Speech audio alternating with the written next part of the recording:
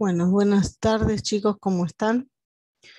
Bien, vamos a continuar con el repaso de estadística. En esta oportunidad vamos a hacer un repaso de lo que era intervalos de confianza, ¿sí?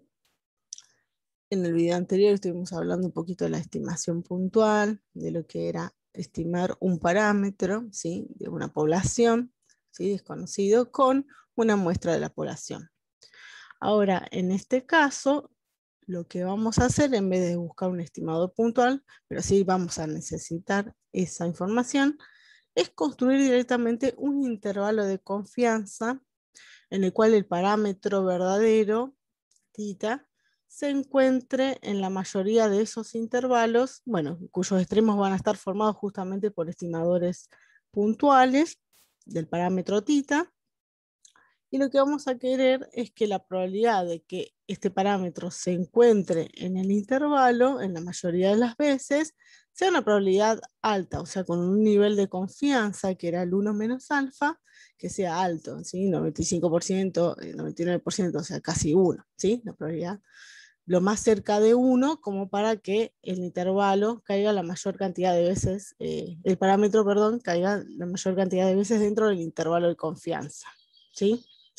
Entonces vamos a construir intervalos de confianza en esta oportunidad.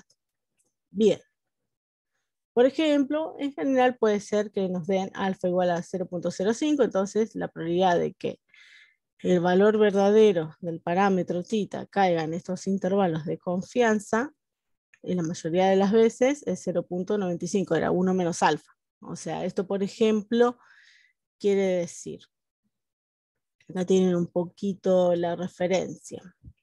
Si uno tiene una muestra, por ejemplo, una población de naranjas y quiere medir, por ejemplo, el peso de las naranjas. Entonces, θ, si fuera el peso verdadero de toda la población de naranjas, entonces lo que uno va a hacer es, bueno, ir tomando muestras. Primero tomamos 100 naranjas, por ejemplo, una muestra de 100 naranjas, medimos su peso y calculamos este θ1 sombrero y este θ2 sombrero. Acuérdense que los estimadores puntuales dependían de la muestra que uno tome. Entonces, bueno, para eso vamos a tener un resultado, vamos a armar un intervalo de confianza en el cual nosotros vamos a querer que la probabilidad de que el valor verdadero del peso, θ, de las naranjas, caiga en ese intervalo, ¿sí? El 95% de las veces. Entonces, después vamos a tomar otra muestra, otra 100 naranjas distintas, X1', X2', que acá les pone XN'. Bueno, si son 100 naranjas, otras 100 naranjas distintas, vamos a volver a medirla y vamos a volver a calcular estos estadísticos, vamos a construir otro intervalo. Y así sucesivamente, por ejemplo, podemos tomar 100 muestras, o sea, 100 veces, ¿sí? con distintas muestras.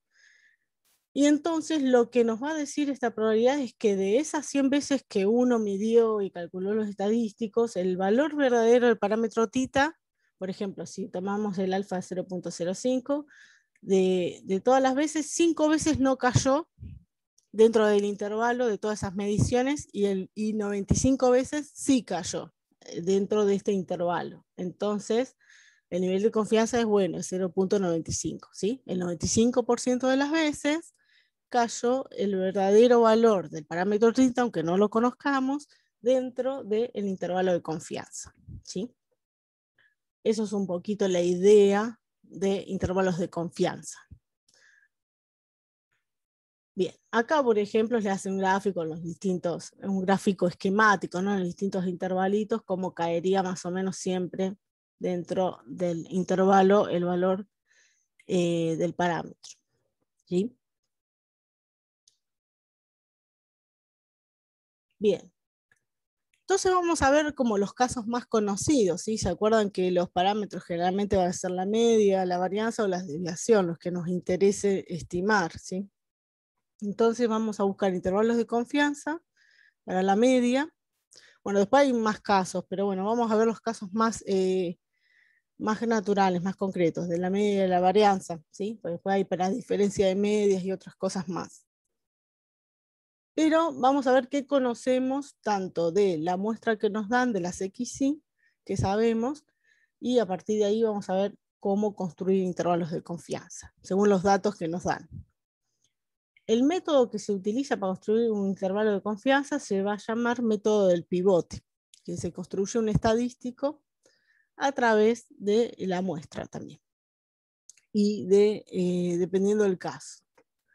Por ejemplo, si nosotros tenemos, acuérdense que siempre vamos a tomar una muestra x1, x2, xn, que era una muestra aleatoria, ¿sí? De tamaño n, pero muestra aleatoria significaba, lo vimos en el video anterior, en estimación puntual, que cada xy son independientes de la otra, ¿sí?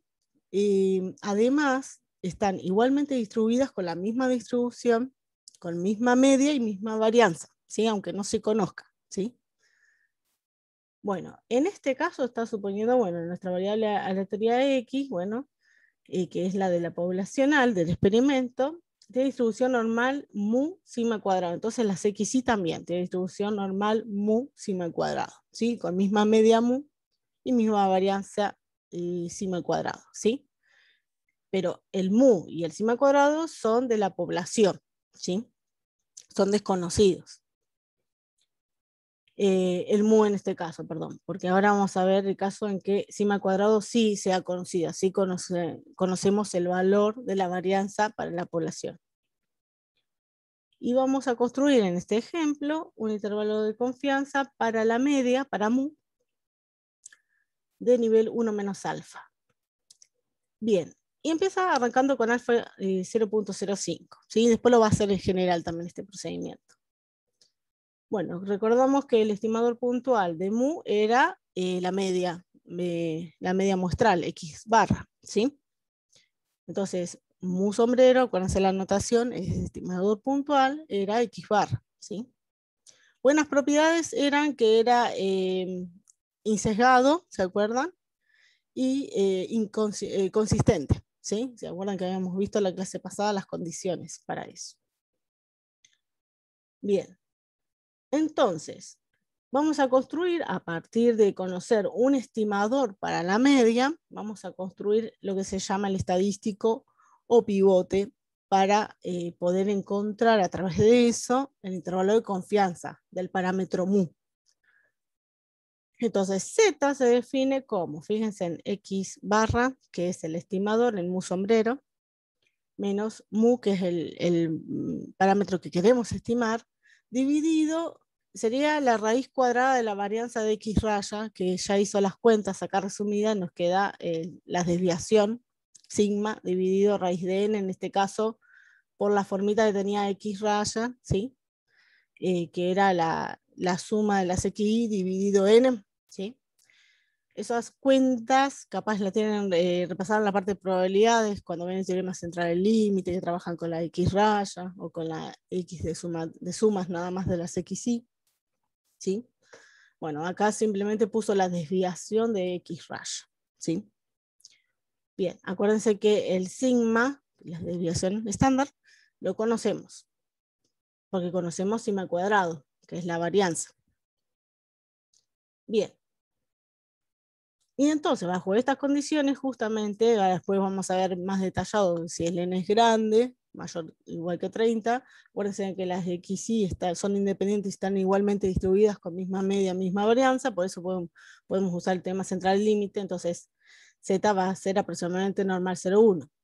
Igual, en este caso, como estamos suponiendo normalidad también, si son independientes las variables, y todas tienen distribución normal, entonces va a tener Z, por la forma que construimos el estadístico, va a tener distribución normal 0,1. Entonces, nos va a interesar conocer la distribución de Z, del pivote, para a partir de esa información construir este intervalo de confianza, ¿sí? Lo que vamos a construir es esta condición, la probabilidad de que en este caso sería mu, caiga en un intervalo de confianza. Ahora vamos a ver quiénes van a ser estos extremos, ¿sí? Estos estadísticos tita 1 sombrero y tita 2 sombrero, ¿sí? Sea igual, bueno, a 1 menos alfa, en este caso vamos a empezar con un ejemplo de alfa 0.05, ¿sí? Entonces hacemos el planteo. Como ya sabemos qué distribución tiene nuestro pivote, queremos plantear, bueno, ¿quién va a ser el z chiquita? Bueno, cosino menos, cosino más. Los valores en el cual nuestro pivote va a estar en ese intervalo, tal que acuérdense que en el pivote, en estadístico, está el parámetro mu, ¿no? Que a partir de esas cuentas vamos a despejarlo, ¿sí? Bueno, sea igual a 1 menos alfa. En este caso está dando un ejemplo con alfa 0.05. Bien, si hacemos todas las cuentas, llegamos a que esta phi grande de z, que es la phi de la distribución de la normal 0,1, ¿sí? Que ustedes tienen la tabla estadística para buscar los valores, ¿sí? O sea, yo busco, o si conozco el z chiquito, busco en la tabla, digamos, el valor de la imagen de esa función, porque es una función definitiva. Pero tengo una tabla tabulada, y si no, también hay aplicaciones también que se pueden bajar al celular.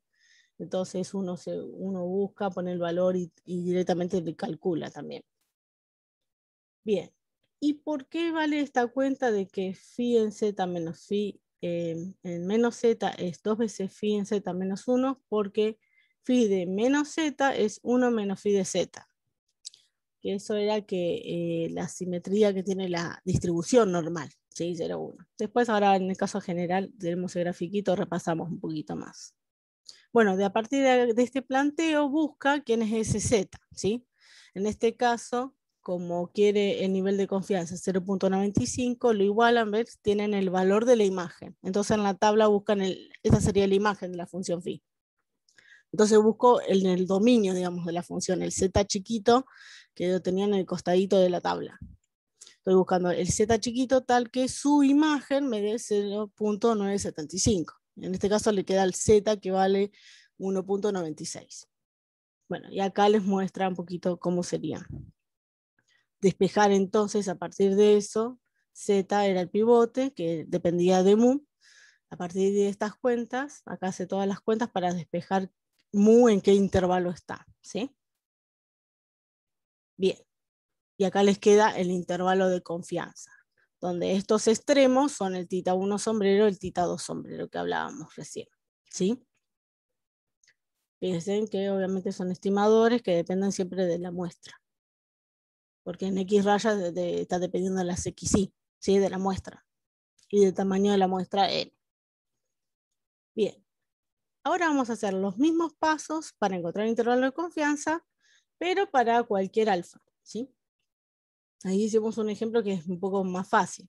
Entonces ahora va a volver a plantear el mismo estadístico, estamos en las mismas condiciones, las XY, toda distribución normal, mu sigma cuadrado, cosima cuadrado, la varianza conocida, ¿sí?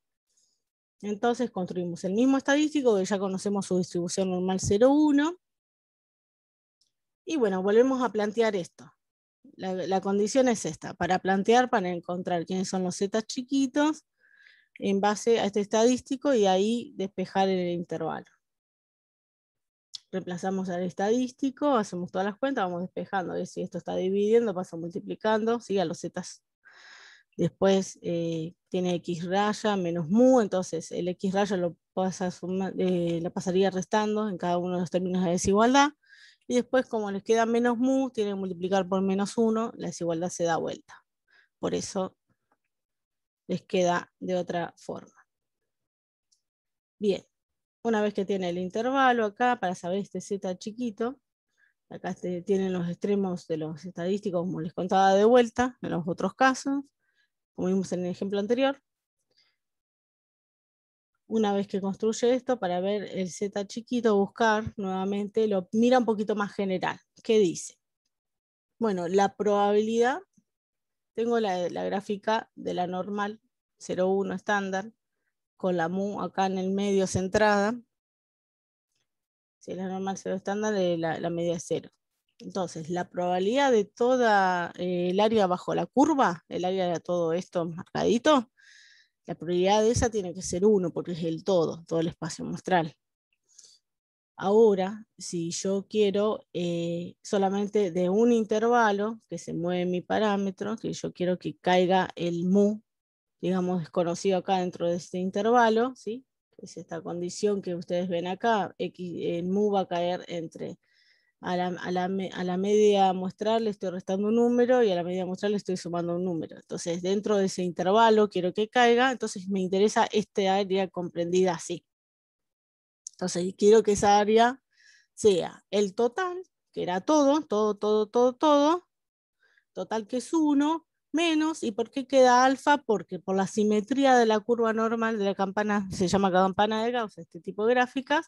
Fíjense que esta simetría que hablábamos de phi en un z y de phi en menos z, que había una relación, que phi de menos z era lo mismo que 1 menos phi en z. Bueno, o esa simetría que tiene en la normal con respecto a la media. Entonces, esta área es alfa sobre 2, representada a partir de este valor de menos z de alfa sobre 2, y lo mismo esta área a partir de z de alfa sobre 2.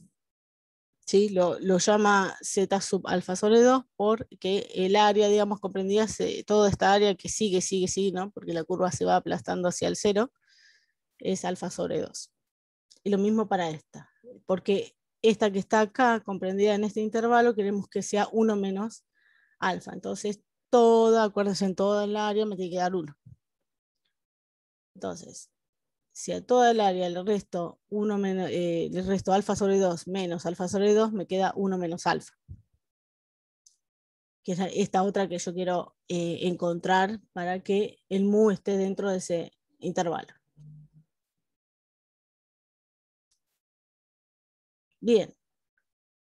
Bueno, acá están de vuelta un poquito explicadas las cuentas más en general. Eso mismo que observábamos en el gráfico.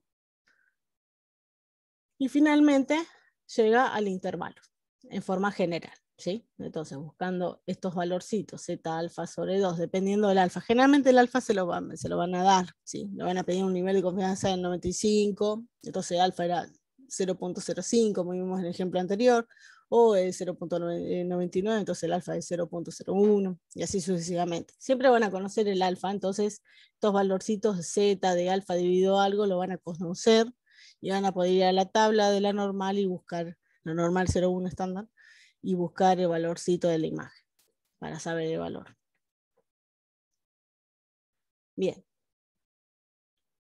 Entonces, para resumir este caso, si tengo una muestra aleatoria, ¿no? Recordando que eran variables independientes, igualmente distribuidas, con misma media y misma varianza, de tamaño n, y una variable aleatoria, bueno, acá está de vuelta dicho, con sigma al cuadrado conocido, intervalo de confianza para la media mu, para el parámetro mu, de nivel 1 menos alfa, es este de acá. Ahora bien, ¿qué puede pasar? ¿Y qué pasa si no conocemos la varianza? ¿O qué tan importante es el tamaño de la muestra? ¿Sí? Si no sabemos si están distribuidas en forma normal. ¿Sí? Esos son los distintos subcasos, digamos, que pueden pasar acá. Pero acá tengo un ejemplo para ir repasando este caso, y después, hacia acá, bueno, antes de ver los subcasos, también le habla de la longitud del intervalo, que esto lo sacan directamente de haciendo la cuenta de un intervalo, ¿no? Como si hubiera un intervalo real, yo quiero ver cuánto mide la longitud de este intervalo, entonces será este extremo menos este extremo. Fíjense, cuando los restos, las X rayas se me van, por eso me queda 2 veces, ¿sí? 2 veces de z de alfa sobre 2 por sigma sobre raíz de n, la longitud del intervalo. ¿Sí? Simplemente es restar el extremo mayor menos el extremo menor. ¿Sí? El intervalo de confianza que tuvimos antes. Y eso es lo que nos da la longitud de un intervalo real, en general. Y lo que observa de la longitud de los intervalos también para tener en cuenta es que justamente me está dependiendo del tamaño de la muestra n y del valor alfa, o sea, el alfa está relacionado al nivel de confianza que yo voy a tener en intervalos, así que era lo que hablamos en la primera parte. Entonces, al depender de esas dos cosas, me limita en el tamaño del intervalo, ¿sí? Entonces, fíjense, acá están notas, observación, nos dice, si n y, y sigma son fijos, a medida que alfa disminuye, tenemos que este valorcito aumenta, por lo tanto L aumenta, ¿sí? Eso lo vemos acá de la cuenta. Y si están fijos, entonces a medida que n aumenta, tenemos que L disminuye, ¿sí? Porque está dividiendo acá. Eso es importante para ver la longitud y ver qué tan preciso es, ¿sí? Está relacionado con el alfa, que está relacionado con la precisión del nivel de confianza. Bien, y otra cosa que se pregunta por acá es lo del tamaño de la muestra. Bueno, si yo en vez de darme el nivel de confianza, el alfa, ¿no? Me dicen, bueno, buscar el tamaño de la muestra para que el nivel de confianza sea tanto, o al revés. Si yo tengo el nivel de confianza, buscar el tamaño de la muestra para que se cumpla. A partir de cuántos tengo que tomar, 100, 50, 5, ¿sí? ¿Cuántos elementos de la muestra necesito para cumplir con un nivel de confianza? ¿Sí? Bueno, acá tienen para mirarlo del ejemplo que sigue del apunte. Y en general, si queremos hallar el n, sabiendo la longitud del intervalo, en este caso siempre estamos en el mismo caso de la normal, si queremos que la longitud sea menor que un valorcito fijo L chiquito, ¿sí? Entonces, de esta desigualdad, ¿no? Despejando, porque a mí me interesa despejar el n, raíz de n lo paso para este lado, multiplicando con el L chiquita lo pasan dividiendo para a este lado, y ahí ya me va quedando, y bueno, después la raíz, obviamente, si me queda raíz de n, lo paso elevo al cuadrado, y por eso me queda esta fórmula para buscar en estos casos el tamaño de la muestra, pero queriendo que la longitud de los intervalos de confianza de Joarme sean más chicos que un valor fijo L chiquita. ¿Sí? Ese me lo van a decir en el problema. ¿Sí? Esto es una forma. Bien. Bueno, y cuando hablamos de la mitad de la longitud, es en este L dividido 2 en particular, se conoce como precisión del estimador. ¿Sí? Esas cosas, como tenerlas presentes. Bueno, esto un poquito de lo que yo les decía. Nosotros vivimos el caso normal, porque ¿qué pasa si las X no tienen distribución normal o esas cosas, ¿no? Entonces, para una población normal o para que las X sean normales, ¿no? O la X, digamos, de la variable de población sea normal. O si la muestra ya sabemos que es un n mayor o igual que 30, no vamos a tener problema, porque todo lo que vimos, digamos, en el caso de este 8.1, que en el primer caso vimos intervalos de confianza, va a ser bueno, porque o si son normales, suma de normales independientes, era normal, ¿sí? Entonces el pivote Z tiene distribución normal 0,1. Y si no, aunque no sepamos que tiene distribución normal la muestra, XY, si el tamaño de la muestra es mayor o igual que 30, porque tiene más central el límite, ustedes pueden garantizar que es aproximadamente normal 0,1 el pivote Z que construyen. Es el mismo pivote en los dos casos, ¿sí? Entonces valen todas las mismas cuentas que vimos. El problema es, bueno, acá está aclarado lo que es aproximadamente el nivel de confianza, ¿no? Cuando no se sabe que es normal, pero la muestra es mayor que 30. Es aproximadamente el nivel de confianza 1 menos alfa, ¿sí? De lo que se tiene. El problema es cuando la muestra es menor de 30 y la población no está normalmente distribuida. Entonces vamos a ver cómo podemos, a partir de lo que ya más o menos construimos, modificarlo para tener otro pivote que nos sirva en esos casos. Que es lo que sigue. Bueno, acá tienen más ejemplos para mirar un poquito estos últimos que charlábamos. ¿Qué es lo que sigue acá? Seguimos buscando intervalos de confianza para la media, una distribución normal, pero la varianza desconocida. O sea, el sigma cuadrado no lo conocemos tampoco. Entonces, cuando pasa eso, por más que las XY sean normales o no sean normales, cuando pasa eso, este pivote ya no nos sirve. ¿Sí? Porque no solamente no conocemos el mu, sino que no conocemos el sigma, que era la desviación estándar. ¿Sí? Entonces, para poder arreglar eso, lo que uno da y dice es que, bueno, yo para el sigma cuadrado, que es la varianza, conocía un estimador puntual que era ese cuadrado, que era la varianza muestral. ¿Se acuerdan? Que es esta que acá tienen aquí abajo, recordada la fórmula. ¿Sí? Esta es la varianza muestral, en base a la muestra de los X1 y XN. ¿Sí? Entonces, yo ya conozco un estimador para la varianza, obviamente para las desviaciones era S, ¿se acuerdan que era la raíz cuadrada de todo esto? ¿Sí? Era simplemente aplicar la raíz cuadrada. Entonces, si acá teníamos la desviación estándar de la población, pero no conocemos el sigma, lo reemplazamos por su estimador, que es ese, ¿sí? Entonces construimos también de vuelta un pivote, ¿sí? Para este nuevo caso.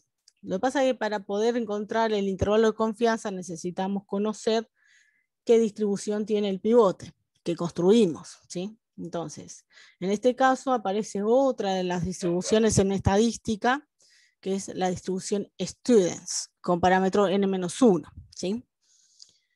En realidad, sí, con parámetros, y también son los grados de libertad de n-1, ¿sí? El 1 es la cantidad de parámetros que desconozco en el pivote, ¿sí? En este caso desconozco el mu, ¿sí? Porque el S, digamos, a sigma lo reemplacé con S, con un estimador puntual. Bien, entonces, esta distribución student, que es una distribución nueva de estadística, ¿sí? Ustedes ya la vieron en realidad, es parecida, tiene la misma ventaja que la normal de ser simétrica con respecto a la media, entonces la podemos manejar bastante bien. Acá les cuenta un poquito cómo era la función de densidad de la students, ¿sí? Que está definida en base a la función gamma, está R como mayúscula que aparece acá, es la función gamma evaluada en esto, pero obviamente no les vamos a pedir que sepan todo esto. Bueno, acá tienen toda esta fórmula horrible que es la densidad de la students, y después, bueno, la notación es T chiquita sub K. Esa es para anotar la students de grado K, ¿sí? Realmente el K va a ser n-1 para nosotros, en este caso. Después vamos a ver otros casos de students. Bueno, tienen, como les contaba, las propiedades definidas acá. Nuevamente va a ser el planteo para buscar, conociendo el pivote, para buscar el intervalo de confianza en estos casos, ¿sí? Nuevamente vamos a hacer la misma cuenta en general con 1 menos alfa. Acá tienen los detalles de las cuentas, ¿sí? Va a despejar el mu, ¿sí? Fíjense, reemplaza el t por la formulita que vimos recién y va despejando mu, ¿sí? La idea es despejar mu que me quede entre dos cosas que van a ser los estimadores puntuales, ¿sí? Con los cuales vamos a construir un intervalo de confianza para ese caso. Bien. Nuevamente acá ya tienen quienes van a ser los estimadores puntuales, tita 1 sombrero y tita 2 sombrero, ¿sí? Para tener un intervalo de confianza para mu en este caso. Fíjense, como es de vuelta lo mismo que pasaba con la gráfica de la normal, como la distribución de estudios también es como una campana de Gauss, también tiene una simetría con respecto a la media, de vuelta a lo que hablamos del área, ¿sí? En el otro caso se cumple para esta también, lo cual es una gran ventaja, que es esta, que f de menos t sea 1 menos f de t, siempre es esa propiedad la que estás usando. Bien. Acá tienen las cuentitas marcadas con detalle, ¿sí? Si lo quieren volver a repasar. Si no, simplemente lo utilizan. Entonces acá tenemos el resumencito de este caso. Si tenemos una muestra de x1, xn, aleatoria, tamaño n, variable x también es normal, mu sigma cuadrado, con sigma cuadrado desconocido, el intervalo de confianza es esto, ¿sí? Con la students. Ahora, bien, ¿cómo? El n puede ser chico, ¿sí? No tiene que ser grande.